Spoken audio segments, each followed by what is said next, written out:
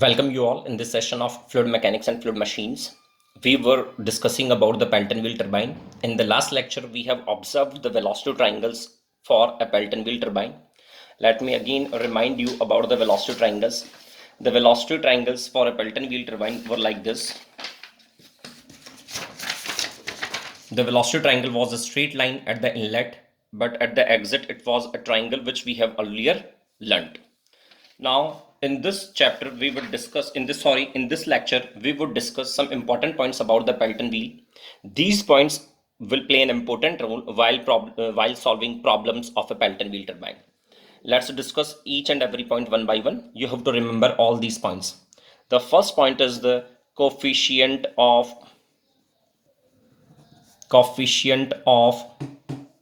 velocity for nozzle. The coefficient of velocity for nozzle given by CV.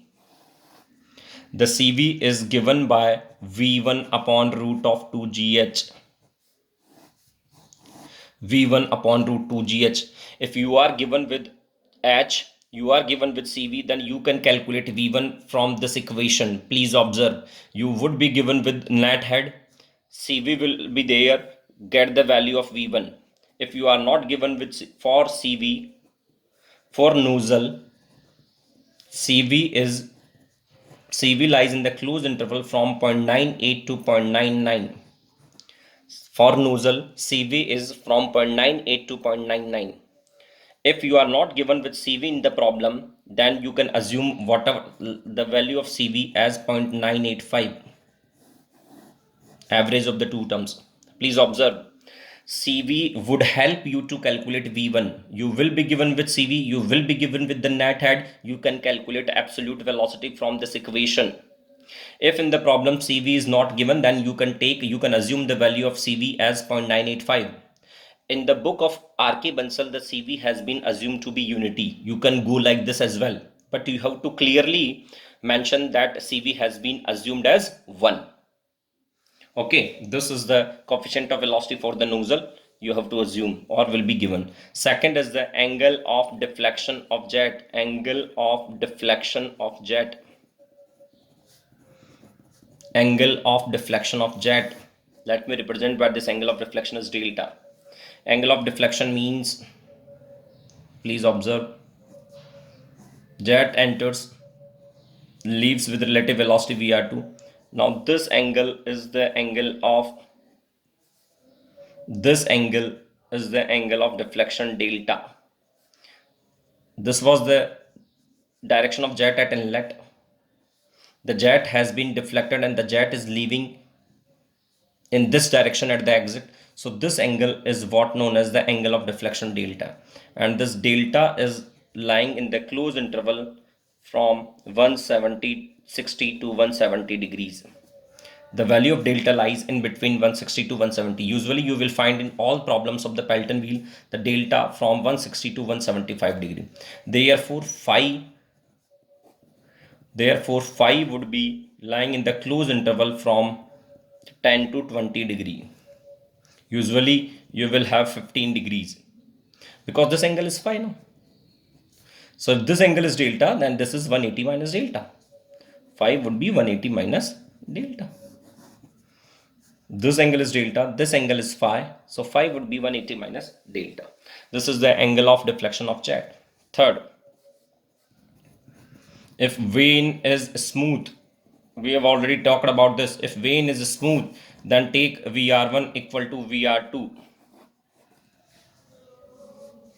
Fourth is speed ratio.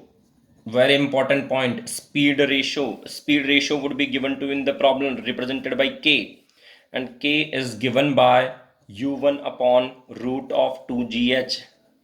K1 is given by U1 upon root of 2GH, and the K lies from 0.43 to 0.48. This is very important from the point of view of engineering services examination. The range of K has already been asked. So speed ratio would be given to you in the problem. From this equation you can calculate U1.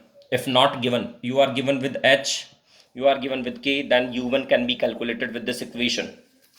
This is the fourth point. Fifth point is for mass flow rate. Fifth is mass flow rate m dot. M dot would be simply calculated by rho a v1. A is the cross section area of the nozzle, v1 is the absolute velocity.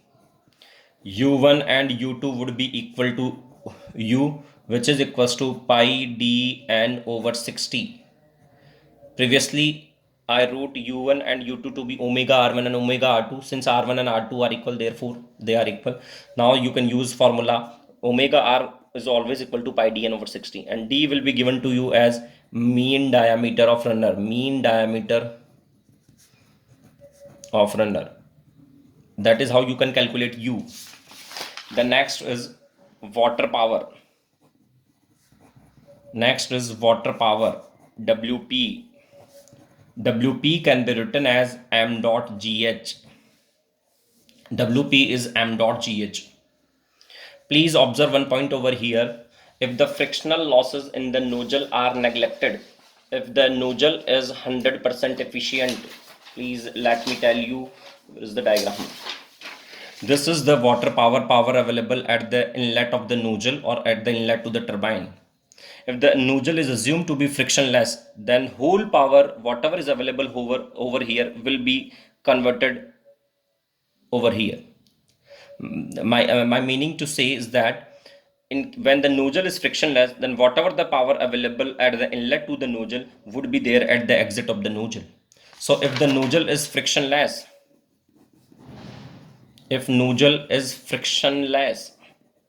ideal nozzle, that is if eta nozzle is 100%, then water power will be calculated using formula half of m dot v1 square. Yes or no? It is very easy to calculate, because now the jet of water will issue with absolute velocity v1. So the power at the inlet, at the exit of the nozzle, can be written in terms of kinetic energy. A very high kinetic energy jet would issue out of the nozzle, and the power can be written now as half of m dot v1 square in terms of kinetic energy. So this is true only when the nozzle is 100% efficient. When nozzle is 100% efficient, power at inlet and exit are same. Since over here the power is m dot gh, and over here the power would be half of m dot v1 square, and both would be equal. So in most of the cases, the nozzle would be assumed as 100% efficient, and when we can use this formula for water power, half of m dot v1 square, directly. Now the 8-point runner power. 8-point is runner power. RP would be calculated using formula VW1 plus VW2 into U. VW1 and VW2 would be calculated using velocity triangles. Now let us observe some of the design parameters related to the Pelton wheel. Some design parameters related to Pelton wheel. We need to discuss these parameters as well. Design parameters related to the Pelton wheel. The first important parameter is the jet ratio. Denoted by M. And M is the ratio of the mean diameter of the runner to the diameter of the jet.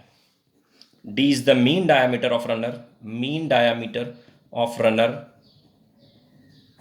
and D is the diameter of jet. Usually M is greater than and equal to 12. Usually M is greater than and equal to 12. Then next is width of the bucket. We have already understood that the hemispherical cup shaped vanes are there in Pelton wheel, which are known as bucket. Now the width of the bucket, W, would be equals to 5 times of the diameter of the jet. Width of the bucket is 5 times of diameter of the jet.